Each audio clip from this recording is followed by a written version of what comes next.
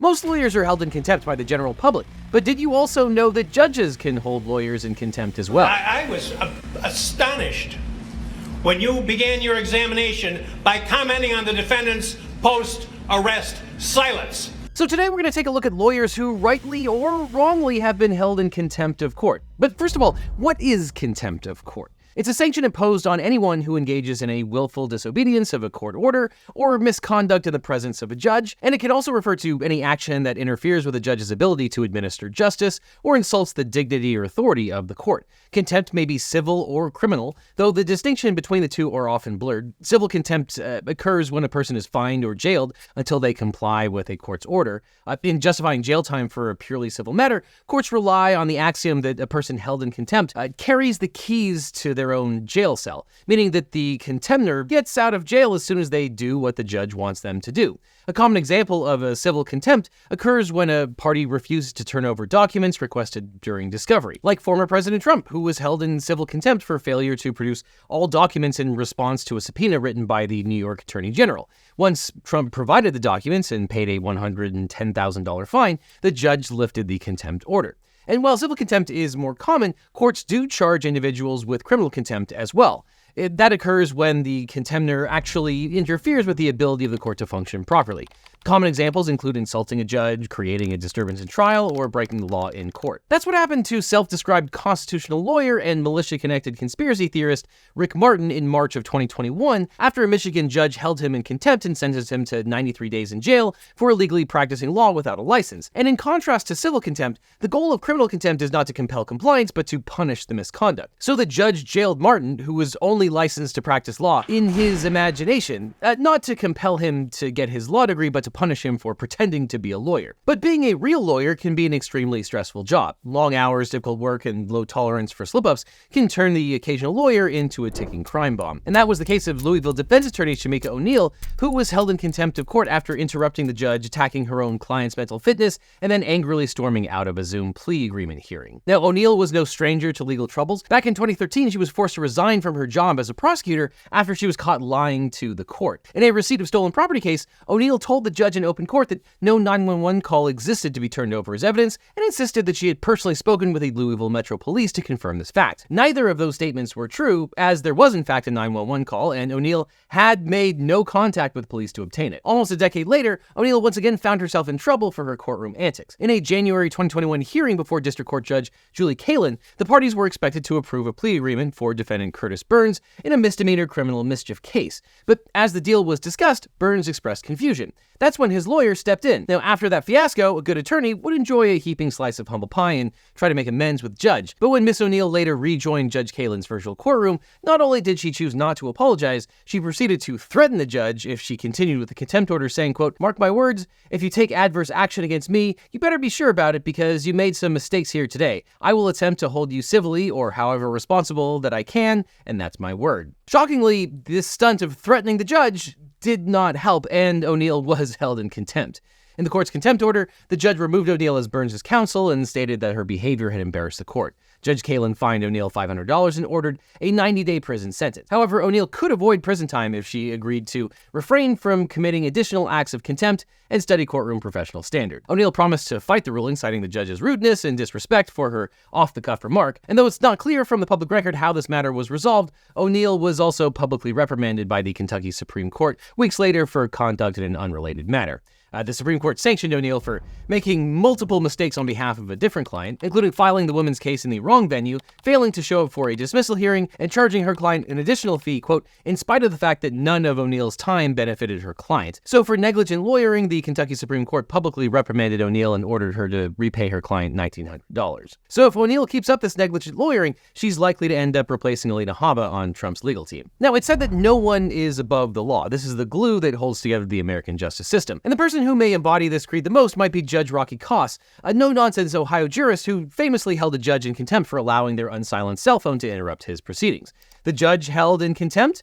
Well, that would be Judge Koss himself, who had failed to silence his own cell phone. Judge Koss has served as a judge on the Highland County Court of Common Pleas in Hillsborough, Ohio since 2008. But during an evidence suppression hearing, Judge Koss's wife placed a call to the judge's unsilenced cell phone, interrupted the proceedings with a triumphant anthem of bagpipers playing Scotland the Brave. Judge Koss said, "Well, in the almost 7 years I've been judge, I've always made sure I left my cell phone in my office." Now, normally a person whose phone rings in Judge Koss's court will be found in contempt and receive a fine of $25. And Judge Koss, not one to hold himself above the law, opted instead to hold himself in contempt. Judge Koss had a good sense of humor about it and said it was his duty to make himself an example. Though the judge has been roundly criticized, not because he brought a cell phone into the courtroom, but because his cell phone had an actual ringtone, and that ringtone was made of bagpipes. But not all jurists are as judicious in their contempt power as Judge Koss. Enter Michigan Judge Kenneth Post, who jailed a defense lawyer for advising his client to plead the Fifth. Judge Post's actions got him into local news, and that led to his suspension from the bench. Now, unlike self-sanctioning Judge Koss, Judge Post's punishment would have to come from the state itself. Now let's look back at how this all unfolded. On December 2nd, 2011, Michigan defense attorney Scott Millard, who at the time had only been licensed to practice law for 8 weeks, appeared on behalf of a client charged with a second offense for minor in possession of alcohol. And while discussing bond conditions, the judge asked whether a drug test would show if the minor defendant was clean or dirty. Millard informed the judge that his client intended to stand mute and not answer the question. Judge Post did not care for that answer and continued to press Millard on his client's alleged drug use. Now, to be clear, Judge Post claimed that there was no risk of self-incrimination because he's not charging the minor with drug use was a misstatement of the law. Prosecutors, not judges, bring charges. But if the minor defendant had disclosed any illegal drug use, that statement could be grounds for a prosecutor to charge him. That's why Millard advised his client, correctly, not to answer. And big props to Millard for staying firm, because disagreeing with judges can be a very dangerous game if you remember my Lawyers Gone Wild video. And as the judge continued to defend his line of questioning, he threw down the gauntlet. That was just some real counsel quit hitting yourself vibes there.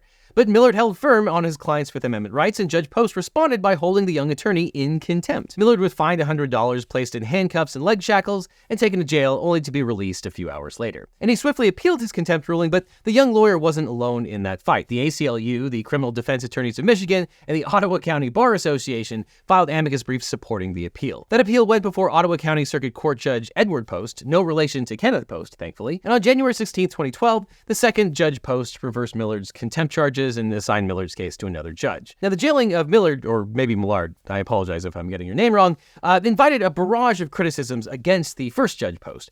It triggered a formal complaint from the Michigan Judicial Tenure Commission, which accused the Hudsonville judge of misconduct in office, trivializing the court process and engaging in conduct that violates the Fifth and Sixth Amendments. As law professor Kurt Benson told a local Michigan news station extremely mildly, in a 56-page report, the commission found a preponderance of evidence that Judge Post's conduct did not meet the standards of proper judicial behavior. Quote, Judge Post's conduct was not making a mistake of law with respect to the contempt issue, but was the abuse of the court's contempt power, the trivialization of contempt proceedings, and the demeaning manner with which he treated counsel.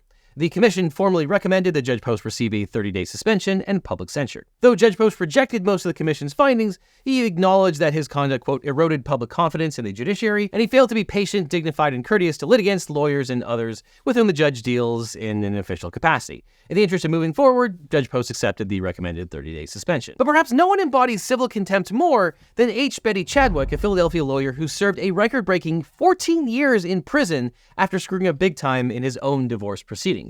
In a 1993 alimony proceeding, Chadwick told the Delaware court he lost his entire fortune in bad investments and would be unable to pay any settlement to his soon-to-be ex-wife Bobby. Per Chadwick's account, he'd previously invested $5,000 into a Gibraltar real estate venture and had agreed to invest up to $2.75 million more if the company got into financial trouble. Chadwick claimed that the company later demanded, and he paid them $2.75 million, a figure equal to the family fortune. Chadwick's fortunately ex-wife Bobby Applegate stated, quote, "No one could believe that he was standing there saying this and expecting everyone to believe it. It's exactly the same as our net worth." That's what was so ludicrous. Giving her a household budget of $600 a month while expecting her to clean the pool, mow the 3.5-acre lawn, make elaborate candlelight dinners, and have strictly scheduled sex every Tuesday and Thursday at 7:30 p.m. without variation, which I think we can all agree is just weird and gross.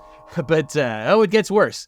because she finally left him when Chadwick demanded that she ration her toilet paper use at 6 sheets per bathroom visit. So Applegate and her lawyers were similarly skeptical that all the money had disappeared, believing that the money had been hidden to defraud Applegate and deceive the court. And following additional investigation by Applegate's counsel, it was determined that the Gibraltar Partnership transferred over $2.5 million to American, Panamanian, and Swiss bank accounts in Chadwick's name, as well as some stock certificates that Chadwick claimed he had transferred to an unknown barrister in England to forward to the Gibraltar Partnership, but never received. And in July of 1994, the court ordered Chadwick to return the $2.5 million, pay $75,000 for Bobby's attorney's fees, surrender his passport, and remain in the jurisdiction. After Chadwick ignored the order, the state court held Chadwick in civil contempt and issued a bench warrant for his arrest. In 1995, Chadwick attempted to flee, but was swiftly arrested with bail set at $3 million. And Chadwick could be released at any time by posting bail or returning the $2.5 million. But Chadwick argued that he couldn't do either of those things because he no longer owned the assets. But the Delaware court simply didn't believe him. Chadwick would then go on to serve what would become the longest term for incarceration for civil contempt in U.S. history, at 14 years. And claiming that his indefinite detention without a criminal charge violated his constitutional rights to due process, Chadwick filed a number of habeas corpus petitions to have his detention declared unlawful. And in July 2009, Delaware Judge Joseph Cronin finally granted Chadwick's freedom after 14 years in prison. In court documents ordering his release, Judge Cronin indicated that he agreed with prior court rulings that Chadwick, quote, had the ability to comply with a court order, but that he had willfully refused to do so. However, the judge reasoned that a prison term for civil contempt would only be legal if it were likely to cause a party to comply with a court's order. And after 14 years, the court concluded it was clear that Chadwick would not be turning over any money, and since the incarceration had lost its coercive effect, the order had to be vacated. After his release, Chadwick continued to insist that he really didn't have any money to pay and he wasn't hiding funds from his ex-wife, notwithstanding the paper trail strongly suggesting the opposite. And he also said that his punishment did not fit the perceived offense and that the law should be rewritten for juries to decide if a person is capable of complying with a court order. And after his release, Chadwick stated, quote, if I'd been convicted of murder in the 3rd degree in Pennsylvania, I would have been out in half the time I was in jail. And because truth is stranger than fiction, 1 year later, Chadwick made waves when the Philadelphia Inquirer discovered his Match.com profile under the username Betty Chad, which the Inquirer described as full of, quote, a half-dozen pictures showing a balding gent resembling Mr. Burns from The Simpsons, but the profile lists his age at an inconceivable 54.